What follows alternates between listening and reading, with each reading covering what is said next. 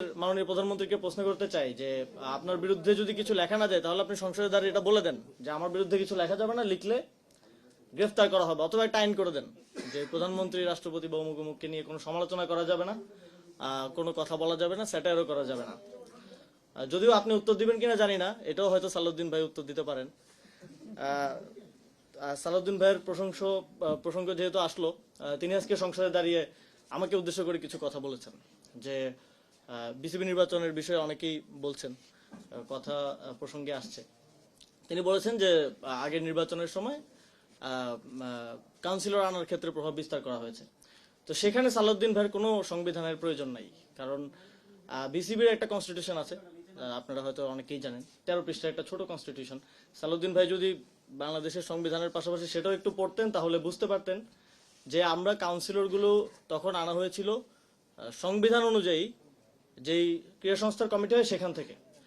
কিন্তু তারা চেয়েছিল তাদের যে ছেলেরা এখন বিসিবিতে বসেছেন তাদের নামগুলো পাঠানো হোক, যাদের স্পোর্টসের সাথে কোনো সম্পর্ক নাই, সংবিধান অনুযায়ী তাদের সেখানে আসার কোনো এখতিয়ার বা তাদেরকে নাম পাঠানোর কোনো এখতিয়ার আসলে ডিসিদের ছিল না।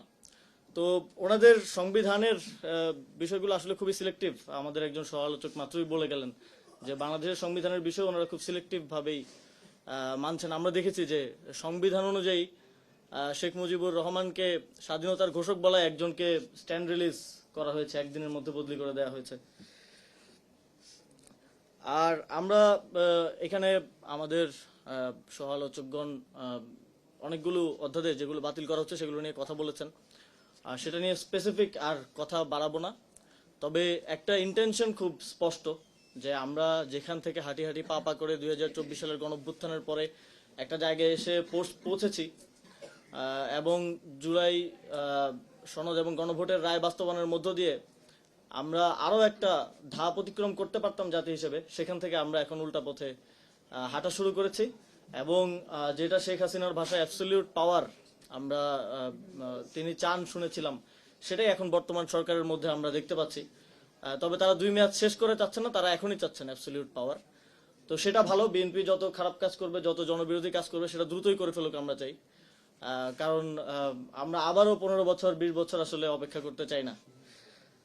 আর আমাদের জুলাই গণঅভ্যুত্থানের পরে জনগণের যে আকাঙ্ক্ষা ছিল, রাষ্ট্রের কাঠামোগত যেই সংস্কারের স্বপ্ন জনগণ দেখেছিল, আমরা বিভিন্ন রাজনৈতিক বাস্তবতা কিংবা বিভিন্ন ধরনের বাধা বিপত্তির কারণে সেটা একটা রিডিউসড এবং কম্প্রোমাইজড ভার্সন আমি মনে করি যে জুলাই সনদের জায়গায় এসেছে। আমরা সংবিধান পুনর্লিখনের কথা বলেছিলাম, এবং এখানে আরেকজন ছিলেন বদিউল আলম মজুমদার স্যার, আলী রিয়াজ স্যার, তিনি ছিলেন ঐকমত্য কমিশনের দায়িত্বে। সংবিধান পুনর্লিখনের একটা উদ্যোগের জায়গা ছিল, সেটা পরবর্তীতে আর হয়ে ওঠে নাই। কিন্তু এখন আমরা এমন একটা পর্যায়ে এসে উপনীত হয়েছি যে আমাদের ওই রিডিউসড কিংবা কম্প্রোমাইজড ভার্সনটাও বাস্তবায়ন করতে গিয়ে আমরা সেটা করতে পারছি না, এবং বিএনপি সরকার সেটাকে পুরোপুরি তাদের যেই নির্বাচনের পূর্বেকার সময়ের পজিশন সেখান থেকে পল্টে নিয়ে এখন পুরোপুরি সেটা বাতিল করে দেয়া, ইভেন যেই অধ্যাদেশগুলো সরকারের ক্ষমতাকেও কমায় না সেই অধ্যাদেশগুলো বাতিল করে দেওয়া হচ্ছে। ব্যাংক রেজুলেশন অধ্যাদেশের মতো খুব নিরীহ অধ্যাদেশ, যেটা আর্থিক খাতের জন্য কিংবা যেটার সাথে রাজনৈতিক কিংবা সংবিধানের কোনো ধরনের সম্পর্ক নাই, সেগুলোকেও তারা বাতিল করে দিচ্ছে। তো আমরা আসলে যা দেখছি, যা হচ্ছে, এবং আমাদের এই সংসদের প্রতি জনগণের খুব আগ্রহ ছিল। 17 বছর ধরে জনগণ, 17 বছর না প্রায় 20 বছর ধরে জনগণ সংসদে প্রাণবন্ত আলাপ আলোচনা শোনে নাই, এবং সেই কারণে মানুষের একটা আগ্রহ তৈরি হয়েছিল এবং মানুষ সংসদকে ফলো করছে, সংসদ অধিবেশন শুনছে, আলাপ আলোচনা হচ্ছে।